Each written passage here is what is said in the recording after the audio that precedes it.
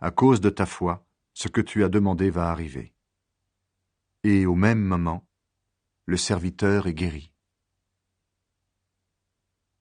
Jésus guérit la belle-mère de Pierre et d'autres malades. Jésus va dans la maison de Pierre. Il voit la belle-mère de Pierre. Elle est couchée avec de la fièvre. Jésus lui touche la main, et la fièvre la quitte.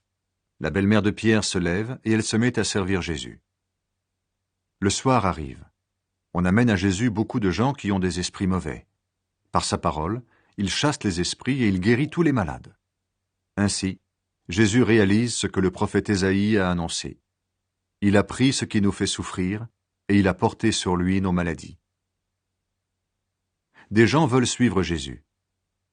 Quand Jésus voit la foule autour de lui, il donne l'ordre d'aller de l'autre côté du lac.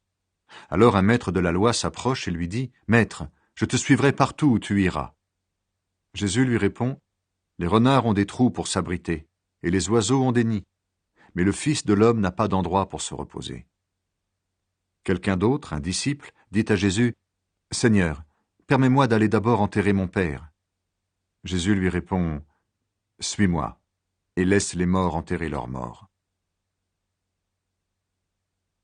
Jésus calme la tempête.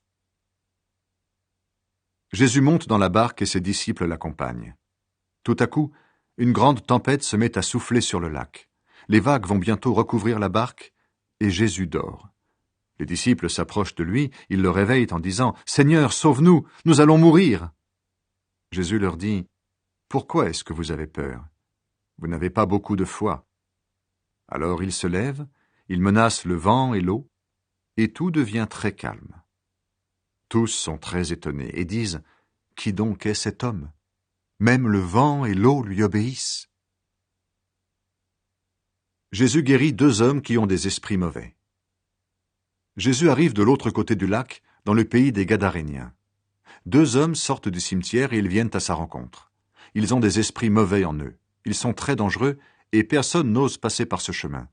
Ils se mettent à crier « Fils de Dieu, qu'est-ce que tu nous veux? Est-ce que tu es venu ici pour nous punir avant le moment fixé par Dieu ?» Un peu plus loin, il y a un grand troupeau de cochons en train de chercher leur nourriture. Les esprits mauvais supplient Jésus en disant « Si tu veux nous chasser, envoie-nous dans ce troupeau de cochons. » Jésus leur dit « Allez-y. » Les esprits mauvais sortent des 2 hommes et ils entrent dans les cochons.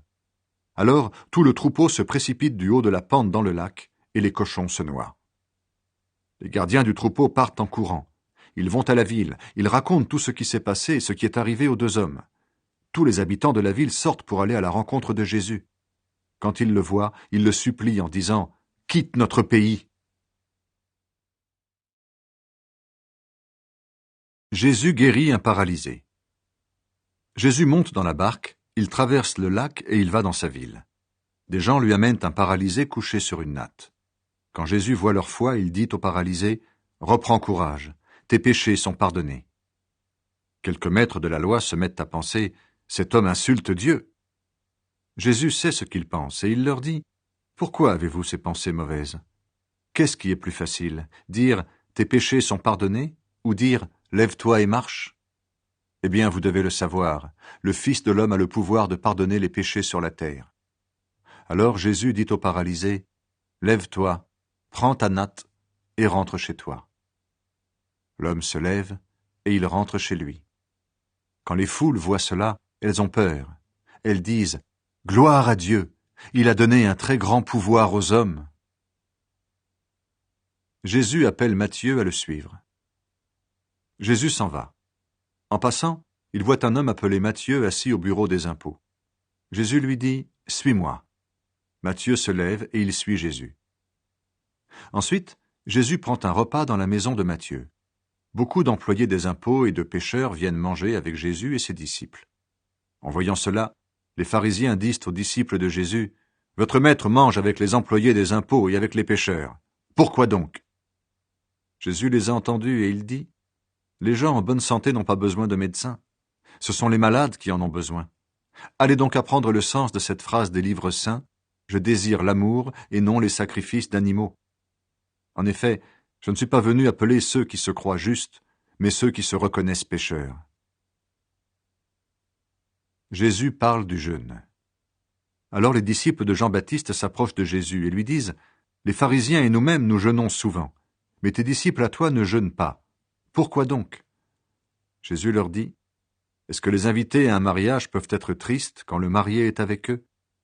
Mais le moment va venir où on leur enlèvera le marié. Alors ils jeûneront. Personne ne met un morceau de tissu neuf sur un vieux vêtement. Sinon, le morceau neuf arrache une partie du vieux vêtement, et le trou dans le vieux vêtement est encore plus grand. Personne ne met du vin nouveau dans de vieilles outres, sinon les outres éclatent, le vin coule par terre et les outres sont abîmées. Mais on met du vin nouveau dans des outres neuves. Ainsi le vin et les outres se conservent bien. Jésus guérit une femme et rend la vie à une petite fille. Pendant que Jésus leur dit cela, un notable arrive. Il se met à genoux devant Jésus et lui dit « Ma fille vient de mourir, mais va poser ta main sur sa tête, et elle vivra. » Jésus se lève et suit le notable. Les disciples de Jésus viennent aussi. Il y a là une femme qui est malade. Elle perd du sang depuis 12 ans. Elle s'approche de Jésus par derrière et elle touche le bord de son vêtement. En effet, elle se dit « Si seulement je touche son vêtement, je serai guérie. » Jésus se retourne, il la voit et lui dit « Reprends courage, ta foi t'a sauvée. » Et au même moment, la femme est guérie. Jésus arrive à la maison du notable. Il voit les musiciens prêts pour l'enterrement et la foule qui fait du bruit. Il leur dit « Allez-vous-en, la petite fille n'est pas morte, mais elle dort. » Les gens se moquent de lui. On fait sortir la foule. Jésus entre dans la maison. Il prend la petite fille par la main et elle se lève. Dans toute la région, on se met à raconter cela. Jésus guérit 2 aveugles. Jésus s'en va. 2 aveugles se mettent à le suivre en criant « Fils de David, aie pitié de nous !» Jésus entre dans la maison. Les aveugles s'approchent de lui et Jésus leur dit « Est-ce que vous croyez que je peux faire cela ?» Ils lui répondent « Oui, Seigneur. » Alors Jésus touche leurs yeux en disant « Que les choses se passent pour vous comme vous avez cru. » Leurs yeux sont guéris. Jésus leur parle sévèrement en disant « Attention, personne ne doit le savoir. » Mais quand les aveugles sont sortis, ils parlent de Jésus dans toute la région. Jésus guérit un homme muet. Au moment où les aveugles sortent, on amène à Jésus un homme qui est muet, à cause d'un esprit mauvais. Jésus chasse l'esprit mauvais, et le muet se met à parler. Les foules sont très étonnées, et elles disent « On n'a jamais vu cela en Israël. » Mais les pharisiens disent « C'est le chef des esprits mauvais qui donne à Jésus le pouvoir de chasser ces esprits. » Jésus a pitié des foules. Jésus passe dans toutes les villes et dans tous les villages. Il enseigne dans les maisons de prière juives, il annonce la bonne nouvelle du royaume, il guérit toutes les maladies et toutes les douleurs. Jésus voit les foules et son cœur est plein de pitié. En effet, les gens sont fatigués et découragés comme des moutons qui n'ont pas de berger.